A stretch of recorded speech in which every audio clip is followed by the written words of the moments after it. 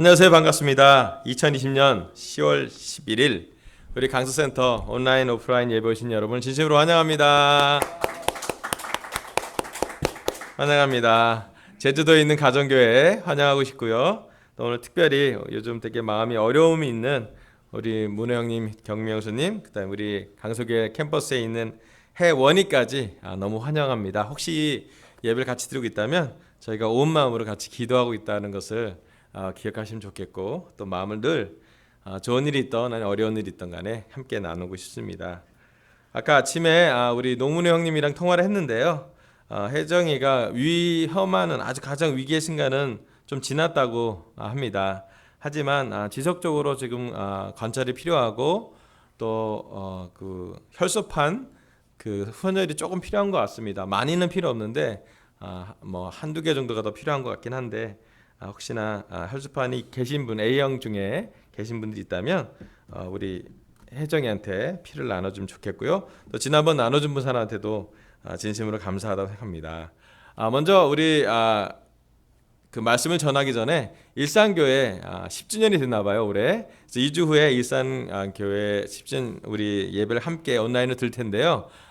그 환영 영상, 소개 영상이 왔어요. 그래서 우리 한번 틀어주고 일산교회를 위해서 기도해 주면서 일산교회 그 10주년 기념 영상이 초대 영상이 있는데 잠깐 틀어주면 좋겠습니다. 보여주세요.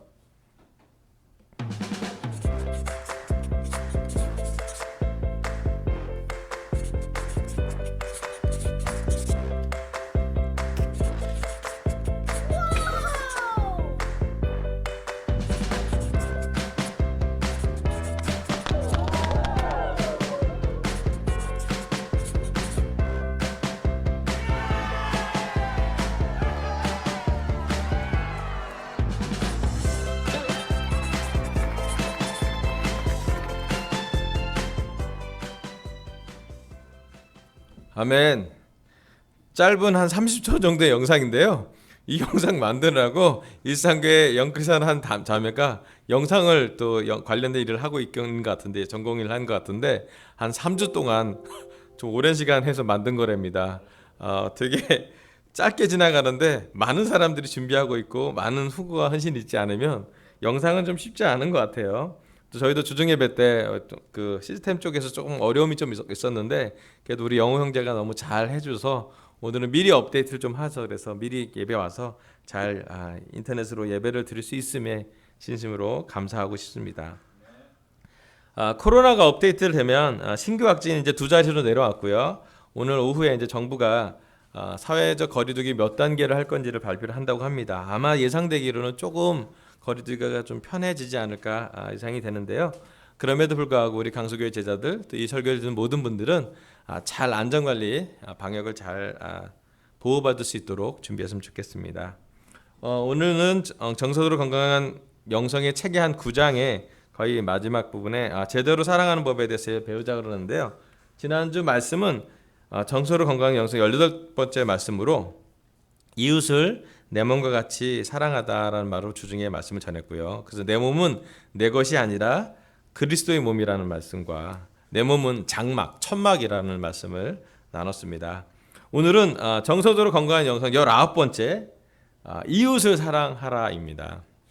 지난주는 이웃을 내 몸과 같이, 그래서 내 몸과 같이가 좀 중심이었다면 오늘 말씀은 이웃에 대해서 좀 더 관심 있는 말씀입니다. 우리 누가복음 10장 25절부터 29절까지 제가 한번 읽어볼게요. 누가복음 10장 25절부터 29절입니다. 어떤 율법 교사가 일어나서 예수를 시험하여 말하였다. 선생님, 내가 무엇을 해야 영생을 얻겠습니까? 예수께서 그에게 말씀하셨다. 율법에 무엇이라고 기록하였으며 너는 그것을 어떻게 읽고 있느냐? 그가 대답하였다. 내 마음을 다하고 내 목숨을 다하고 내 힘을 다하고 내 뜻을 다하여 주 너의 하나님을 사랑하여라 하였고, 또 내 이웃을 내 몸과 같이 사랑하여라 하였습니다. 예수께서 그에게 말씀하셨다. 내 대답이 옳다. 그대로 행하여라. 그리하면 살 것이다. 그런데 그 율법 교사는 자기가 자기를 옳게 보이고 싶어서 예수께 말하였다. 그러면 내 이웃이 누구입니까? 아멘. 이 말씀은 지난 주일과 또 주중 예배의 설교와 연결된 말씀입니다. 제대로 사랑하는 법을 배우기 위해서는 먼저는 하나님, 주 너의 하나님을 사랑하라 하기 때문에 하나님 사랑, 또 하나님이 우리를 얼마나 사랑하셨는지에 대한 양방한 속통의 사랑을 배우셔야 되고요. 두 번째로는 이웃을 사랑하는 건데, 이웃을 사랑하기 위해서는 내 몸과 같이 할 때 내 몸에 대한 영적인 기준을 지난 주중 예배에 세웠습니다. 그렇다면 오늘은 이웃을 사랑하는 것에 대해서 말씀을 전하는데요. 같은 내용의 구절을 첫 번째 설교에서는 마가복음으로, 두 번째 주중 예배 때는 마태복음으로, 또 오늘은 누가복음으로 같은 예수님이 했던 부분의 맥락을 지금 말씀을 나누고 있습니다. 율법 교사와 예수님과의 대화에서 우리는 정서적으로 건강한 영성에 대한 예수님이 했던 가르침에 대해서 깊은 깨달음이 있고 접근이 있고 배울 수 있습니다. 첫 번째 여기 나왔던 말씀은 뭐냐면, 내 이웃을 사랑하려 할 때 사실 율법학자가 대답을 잘했어요.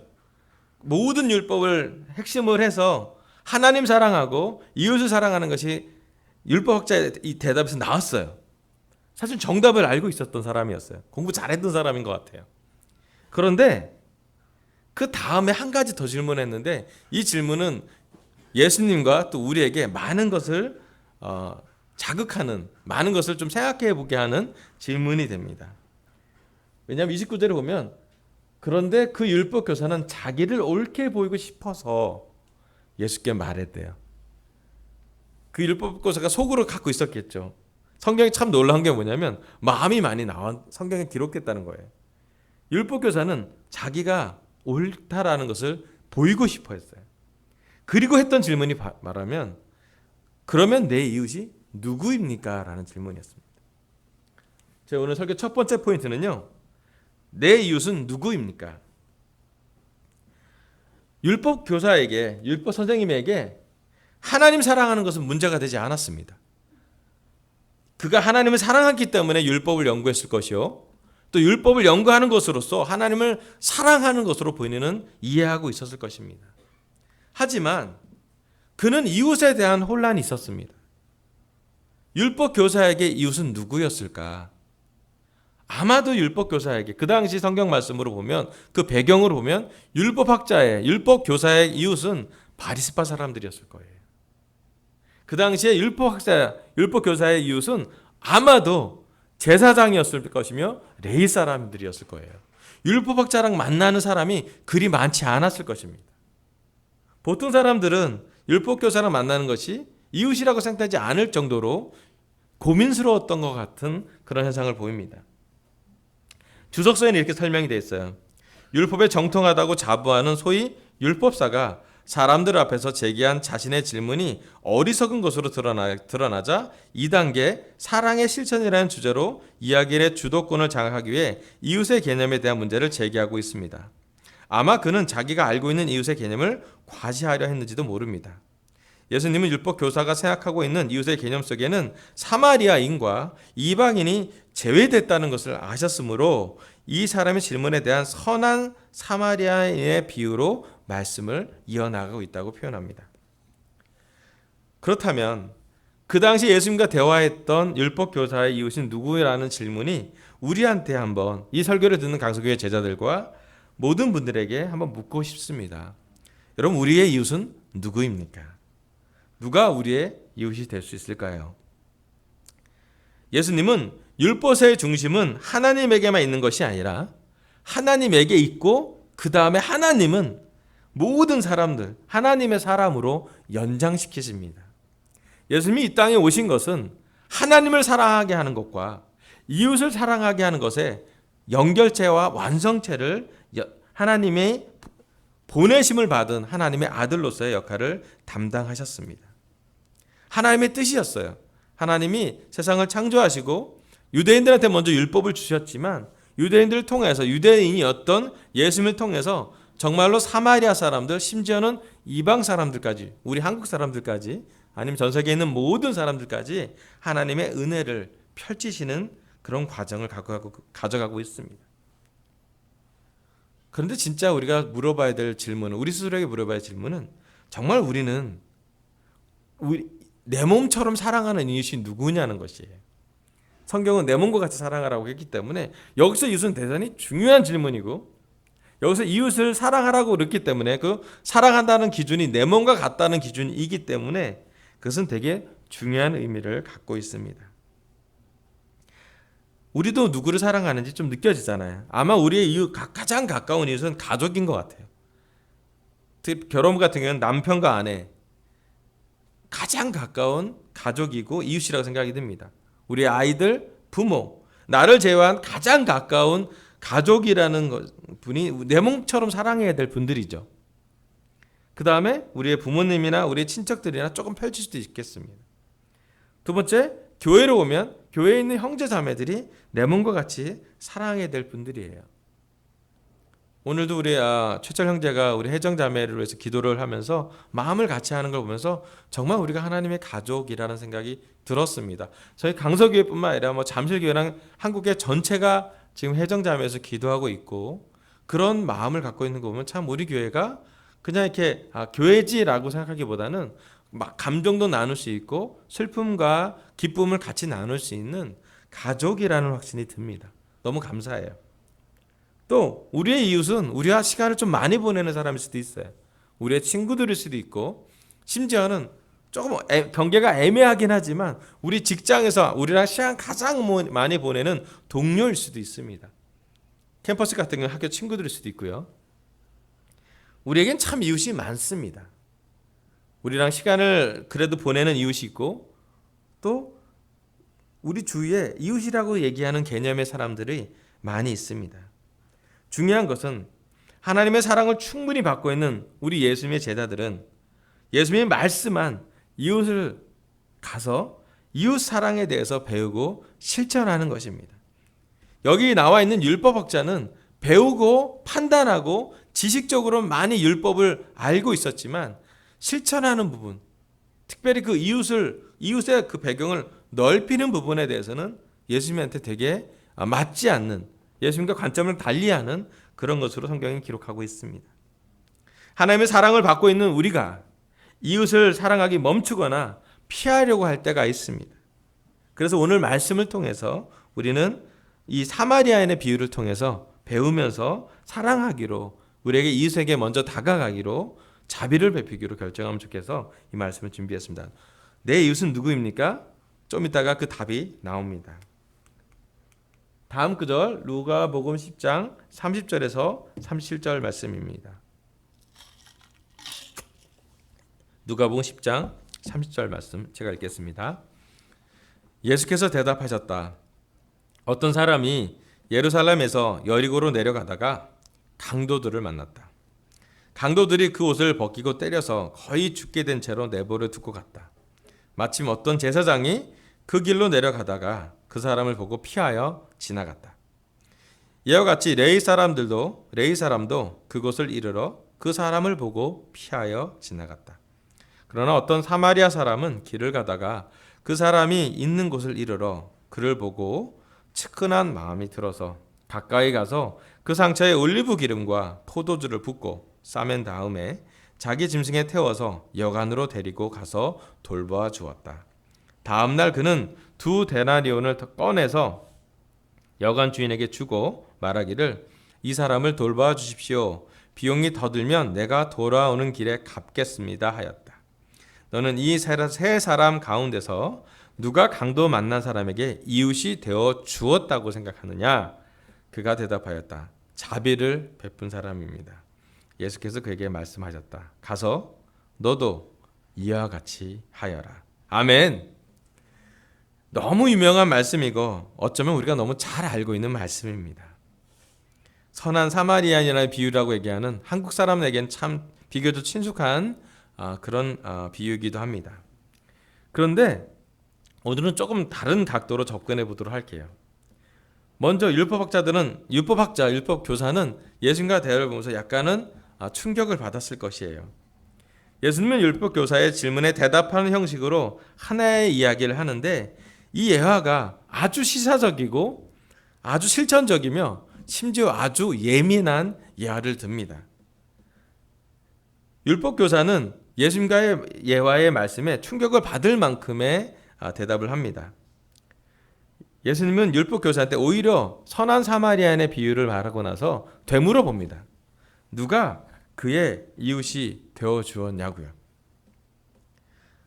율법 교사는 답을 사마리아인이라고 하지도 않습니다. 그 대답이 대답인데, 정답인데 그 대답을 피하고 하는 대답을 합니다. 그 대답이 오늘 강서교회, 우리 이 설교를 듣는 분에게 하는 설교의 두 번째 포인트입니다. 자비를 베푼 사람입니다. 이 선한 사마리아인 비유에는 정말 유명한 비유라서 그림도 참 많이 있어요. 참 이건 되게 중요한 그리스도의 복음, 예수님이 이 땅에 오셨던 이웃사랑에 대한 가장 놀라운 정의가 이 그림, 이 예화에 있다라고 저는 믿습니다. 예수님은 얘기합니다. 누가 이 강도 만난 사람의 이웃이 되어 주겠냐고요. 율법교사는 대답합니다. 선한 사마리아인입니다 라고 대답하지 않고 자비를 베푼 사람이라고 대답합니다. 저는 왜 이 율법학자가, 율법교사가 이런 대답을 했는지 조금 이해가 됐어요. 왜냐하면 율법교사가 생각하는 이웃은, 어쩌면 율법교사가 정말 이웃이라고 느끼는 마음의 이웃은 머릿속에 지식의 이웃이 아니라 실제로 실천이 가능한, 가까이서 만나서 대화가 가능하고 내 몸과 같이 뭔가를 해볼 수 있는 사람이 누구였을까? 네, 율법교사는 제사장이랑 친했어요.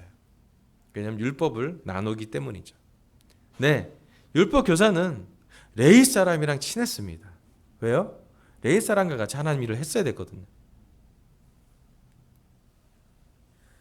제사장, 레위 사람 모두 율법을 잘 아는 유대인이었으며 정확히 말하면 율법교사의 가까운 이웃이었습니다. 어쩌면 율법교사의 가장 이웃 아닌 사람, 가장 이웃이기 어려운 사람이 바로 사마리아인 사람일 거예요. 근데 율법에 보면 사실 그 말씀 맞아요. 그 시대의 문화를 보면, 그 시대의 역사를 보면 율법 교사가 우리가 볼 땐 좀 이상하지만 그때 시대로 들어가면 이상한 게 아닐 수도 있습니다. 왜냐하면 사마리아 사람들이 이런 사람들이었거든요. 유대인하고 이방인들이 결합해서 생기는 민족이었어요. 지금 우리나라로 얘기하면 다문화 가정이에요. 그리고 사회적으로는 소수자였습니다. 북이스라엘의 왕조였던 수도였던 사마리아는 오므리 왕, 오므리가 그 왕조잖아요. 오므리 왕에 의해서 건설되었습니다. 열왕기서 10장에 나왔고요. 기원전 721년에 아시리아의 살마네스 5세에 의해 정령이 당했고요. 그들은 이스라엘 사람들을 아시아로 사로잡아 끌고 갔고 대신에 아시리아 사람들이 사마리아 성읍에 이주해 와서 정착했어요. 두 민족은 통혼, 결혼을 시켰기 때문에 사마리아 사람들은 한편으로는 이스라엘 신을 공경하면서도 다른 한편으로는 아시리아 신을 섬겼다고 합니다. 그래서 사마리아 사람들한테는 혼합 문화가 있었어요. 우리 사마리아 여인과 대답하는 예수님과의 대화도 보면 알겠지만 그는 예배를 드리는 사람이 있어, 예수분이 하나님이시기도 했고 또 다른 쪽에 예배를 드리는 사람도 분명히 있었습니다. 사마리아 사람들은, 이스라엘 사람, 특별히 유대인들은, 그리고 정통 유대인들은 사마리아 지역을 지나가지도 않습니다. 여리고를 가면 사마리아 지역을 지나가면 직선주로인데요. 사마리아 땅을 밟고 싶지 않아서 그 땅은 혼합된 땅, 타협된 땅이라고 생각해서 유대 그 정통 분리주의자들, 바리새파 사람들이나 아주 중요한 율법을 중요하게 여긴 사람들은 다 사마리아를 피해 갔어요. 어쩌면 그 문화에서는 지금 피 흘려 쓰러진 사람, 강도 만나 쓰러진 사람들, 피 흘린 사람은 또 율법에서 피를 만지면 안 되거든요. 그 피를 만지면 일주일 동안 격리되어 있는 게 레위기의 말씀이었어요. 어쩌면 제사장, 레위 사람들은 율법에 맞는 행동을 했다라고 볼 수도 있었습니다. 그 당시의 문화에 의하면. 하지만 여기 말씀이 나온 것처럼 요한복음 4장 9절 이런 말씀이 나와요. 사마리아 여자가 예수께 말하였다. 선생님은 유대 사람인데 사마리아 여자인 나에게 물을 달라고 하십니까? 유대 사람은 사마리아 사람과 상종하지 않았기 때문이라고 요한복음 4장 9절에 성경은 기록하고 있어요. 그만큼 그 시대에 사마리아 사람과 유대인들은 함께하지 않았습니다. 정확히 얘기하면 유대 사람들이 더 권력을 갖고 있었고 핵심이었고, 예루살렘에 있었던 유대 사람들은 사마리아 사람과 교류하지 않았습니다. 그런데 예수님이 사마리아 율법 교사가 물어보는 질문에, 이웃이 누구냐는 질문에 사마리아 사람을 데려와서 예화를 들었던 건 아주 과격한 것이었고 예민한 내용일 수도 있습니다. 아마 예수님이 이 땅에 와서 율법을 완성시킨다고 표현했을 때 어떤 율법이 완성됐냐면 율법의 경계가 넘어간 것이었어요. 유대인들한테만 구원이 있는 것이 아니라 사마리아 사람들 또는 땅끝에 있는 모든 사람들. 예수님이 십자가에 돌아가시고 난 다음에 사도행전 1장 8절에 이 말씀을 우리에게 주셨습니다.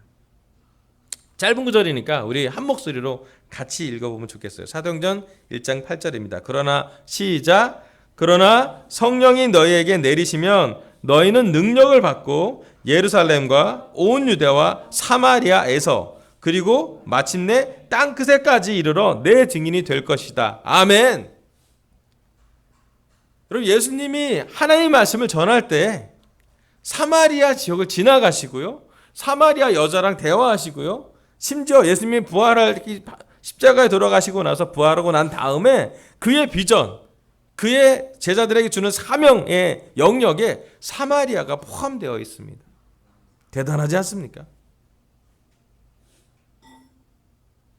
예수님은 이웃이 되어주라는 말에 그 이웃의 경계를 확실하게 넓혔어요. 율법 교사한테는 율법을 지키는 사람만이 이웃이셨을 텐데 예수님은 율법을 넘어서 상처 입은 누군 사람에게, 강도받은 사람에게 상처를 싸매주고 짐승에 태우고 기름을 부어주는, 또 돌아올 때 더 대가를 지불하겠다고 하는 그 모습을 보입니다. 어떤 사람은 얘기합니다. 그 선한 사마리아인이 바로 예수님의 모습의 투영이라고도 얘기를 합니다. 맞죠? 예수님이 더 대가를 치렀죠. 다시 돌아올 때 더 주신다고 하시죠.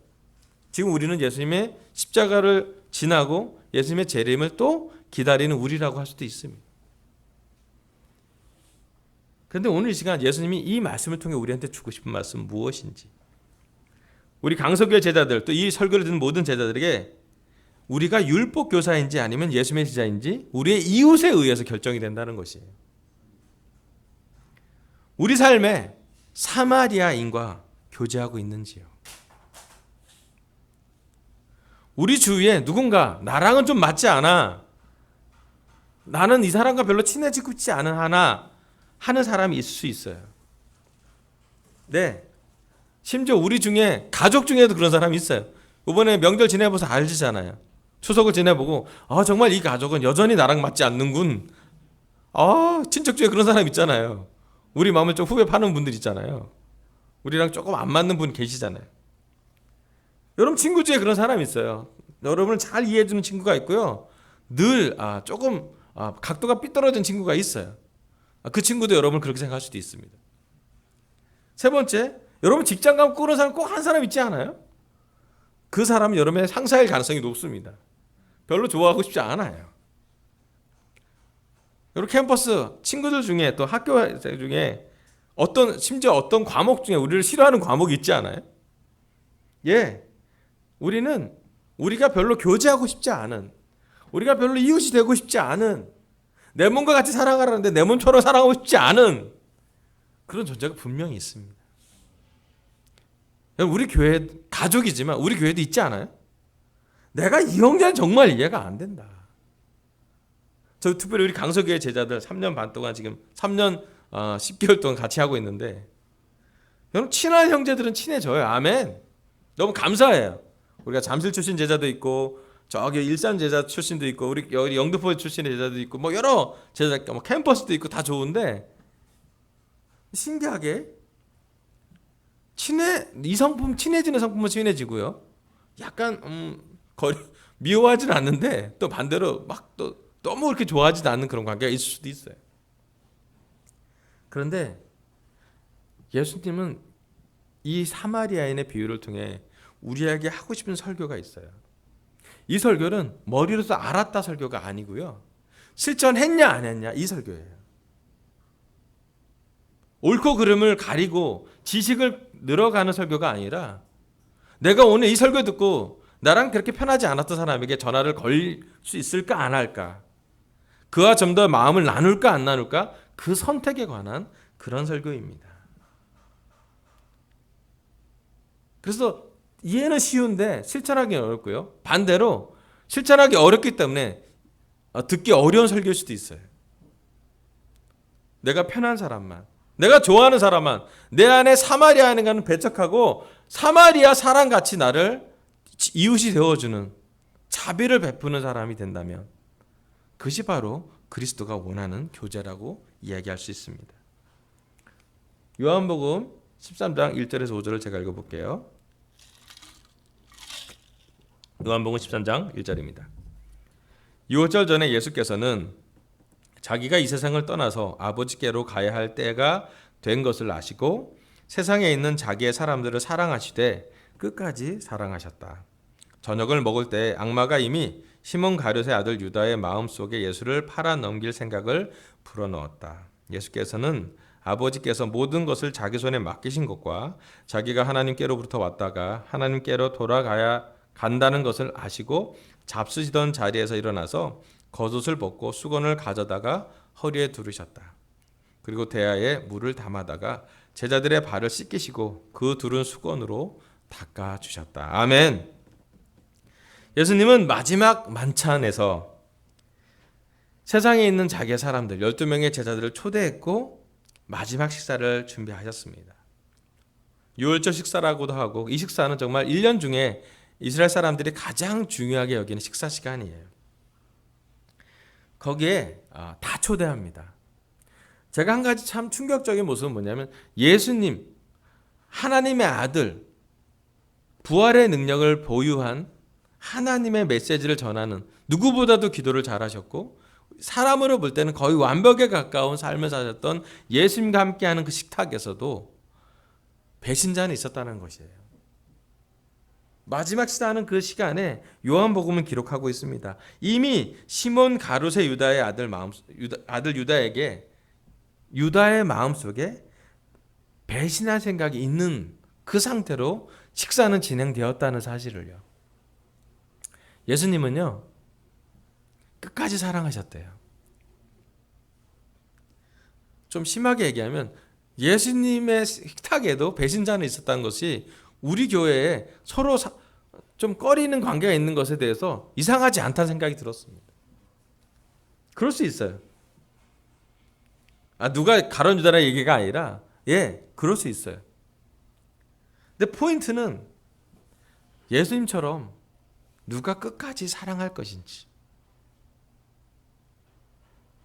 되게 놀라운 건 뭐냐면, 예수님의 질문은 누가 강도 만난 사람의 이웃이 되어 주었냐는 질문이었어요.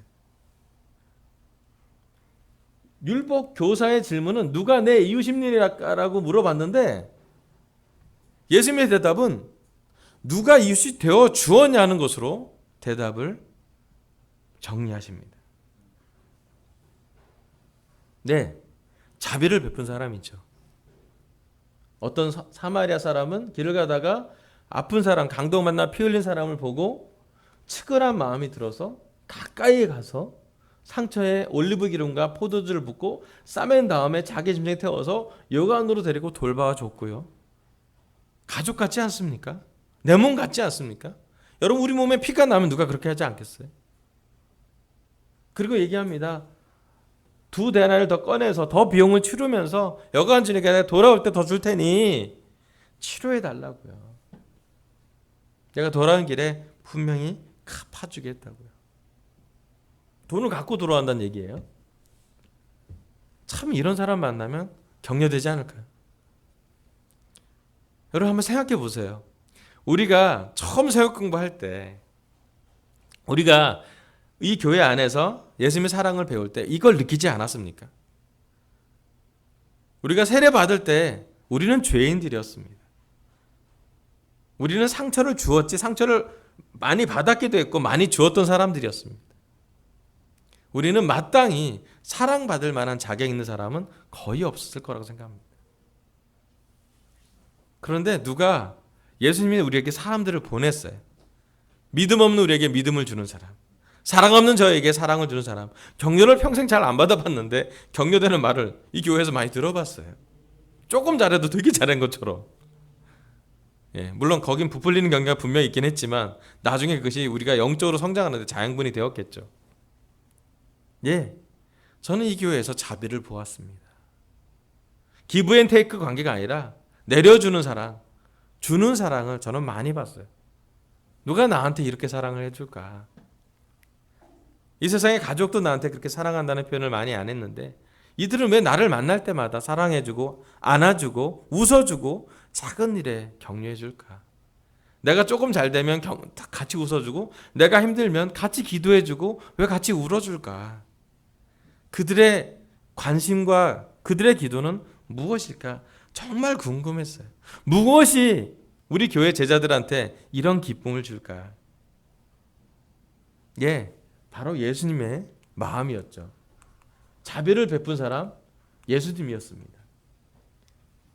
예수님은 가룟 유다가 배신할 것을 알면서도 이해하면서도 끝까지 차별하지 않고 사랑해 주셨습니다. 여러분, 이 시간 우리한테 이 말씀을 통해 예수님이 주시는 말씀은 뭘까요? 사마리아인을 통해서 우리에게 주는 말씀은 무엇일까요? 우리가 먼저 가까이 가라는 말씀. 상처를 싸매고 치료하는 것도 제일 먼저 해야 될 건 뭐냐면 먼저 다 가까이 가는 것이에요. 그래야지 상처가 보이고요. 그래야지 피 흘림이 보이고 피 흘림에 대한 대응을 할 수가 있습니다. 여러분, 우리에게 이 말씀을 통해서 첫 번째로 하는 실천적인 말씀은 뭐냐면요. 먼저 다가가자입니다. 강서교회 가면 우리 교회 보면 먼저 다가가야 되는 좋은 형제자매들이 있어요. 우리가 코로나 때문에 잘 만나지도 못해요. 여러분, 우리 강서교회는 지난 3년 동안 거의 매주 만나서 예배를 드렸고요. 어느 많은 시간 동안 같이 식사를 했었고요. 일정 시간 우린 정말 많은 시간을 보냈어요. 요즘 올해 2020년 어떻게 됐습니까? 우리가 2020년 식사 한번 하는 게 너무 어려운 시간이에요. 방역 활동도 잘 지켜야 되고요. 예배 주일학교가 안 한 지 벌써 8개월이 넘어가고 있습니다. 이제 인터넷으로 온라인으로 주일학교를 합니다. 오늘 아침에도 주일학교 4개 반이 움직였을 거라 생각이 드는데 지금은 누구가 먼저 다가가야 되는 시간입니다. 이웃이 되어 주어야 되는 시간이지 내가 누가 나한테 전화 올까 기다리는 시간이 아니에요. 누가 나에게 이웃이 되어줄까라고 체험하는 시간이 아닙니다. 지금은 우리가 먼저 다가가서 그들의 안부를 묻고 그들을 위해서 기도할 시간이에요. 특별히 결혼에 대해 부탁드리고 싶어요. 이번 주에 혹시나 가능하면 평소에 연락 안 했던 결혼부랑 전화 한번 하십시오. 부탁합니다. 우리 제주도 가정교회랑 전화도 한번 하시고요. 이익배 아버님과 전화하십시오. 나만 하는 것 같아. 그래서 그러는 거예요. 제가 지금 얘기 부탁드립니다. 목사만 그 형제하면 아니잖아요. 같이 하면 좋겠어요. 그렇다고 뭐 또 억지로 하기 싫은 거 그러지 마. 마음 바꿔서 기쁘게 하세요. 이건 제 얘기가 아니라 예수님이 서로에게 주는 말씀이 누구 한쪽의 문제가 아니라 같이 연락하고 그렇구나 연락하면서 내가 연락 안 한 형제를 찍혔구나 그렇게 생각하지 마시고 연락하시고 특별히 많은 격려와 많은 위로 부탁해요. 특별히 제주도의 NIS를 위해서 많이 기도해 주시고요. 또 특별히 우리 강석의 아버님 이익배분에서 안부 전화 한번 드려요. 이번에 수석에 전화 한번 드렸더니 너무 좋아하시더라고. 박광식입니다 했더니 박목사 유튜브 보고 있네. 그거 체크하려고 전화한 거 아니고 안부 전화 드렸어요 했더니 그래. 그래서 잘 드렸고 잘 따라오고 계세요. 하지만 지속적으로 누군가는 전화하기를 부탁드리고 싶습니다. 여러분 우리 강서 싱글이 서로 연락할 거라고 전 믿어요. 하지만 이제 2주 후에 일상교회 10주년이 된대요. 우리 강서 싱글이 일상교회 10주년 싱글을 축하하고 뭔가 전화라도 한번 좋지 않겠습니까?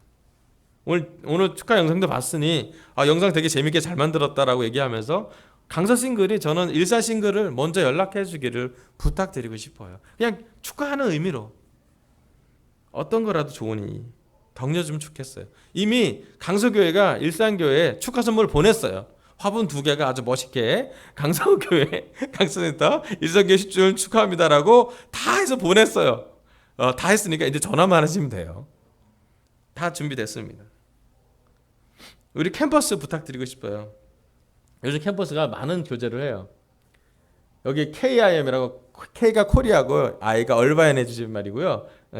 M이 몽골의 줄말. 우리 캠퍼스랑 영 프로페셔널 모임을 합니다. 한 50년 정도 모임을 했는데 9월 마지막 주 토요일 날 우리가 디보셔널 좀 했어요.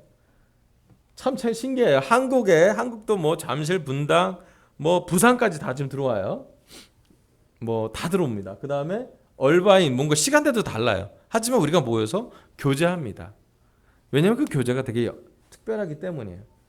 그리고 지금 몽골 캠퍼스 여자 중에 홀랑이랑 오양가라는 두 여자 캠퍼스 학생이 있을 때 공부 거의 다 끝났어요. 특별히 홀랑은 가까운 시일에 세례를 받을 것 같습니다.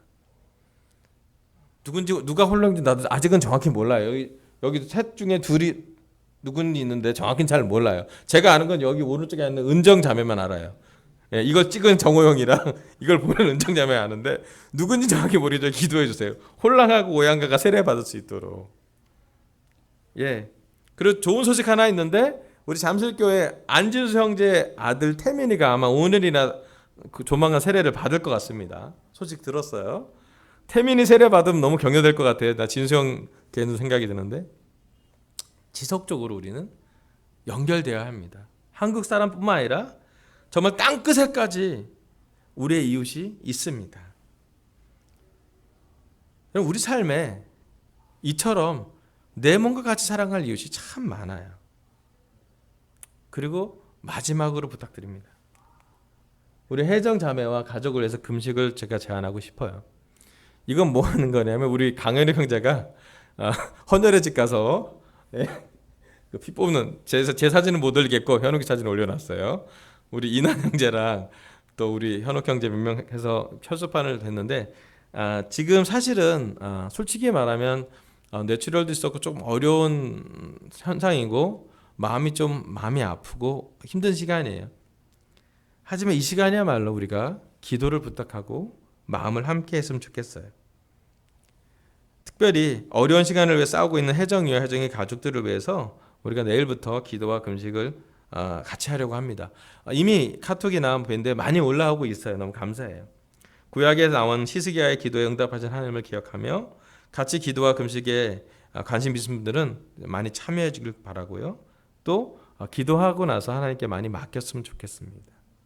너무 또 우리가 슬퍼하기보다는 슬픔을 나누면서 하나님의 위로가 함께하는 것을 경험했으면 좋겠습니다.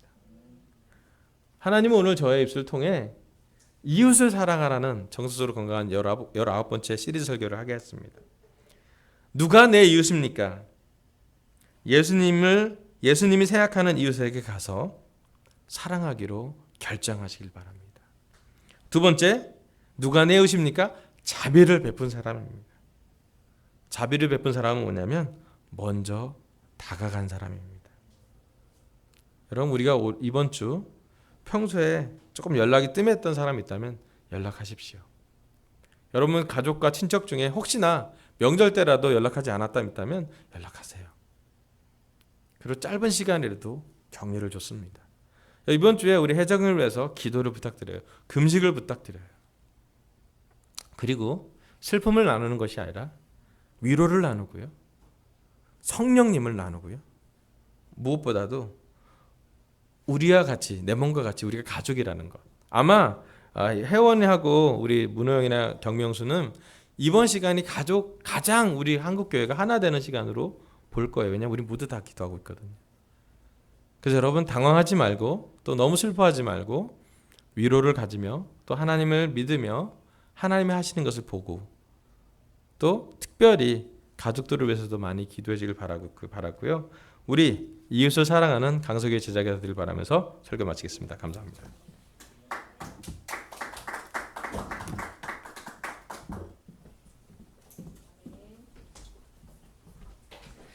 아멘. 함께 73장 작은 불꽃 하나가를 1절 2절만 찬양하시겠습니다.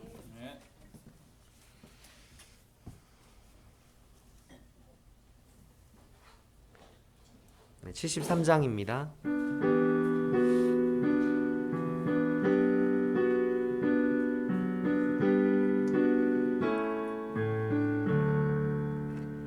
작은 불꽃 하나가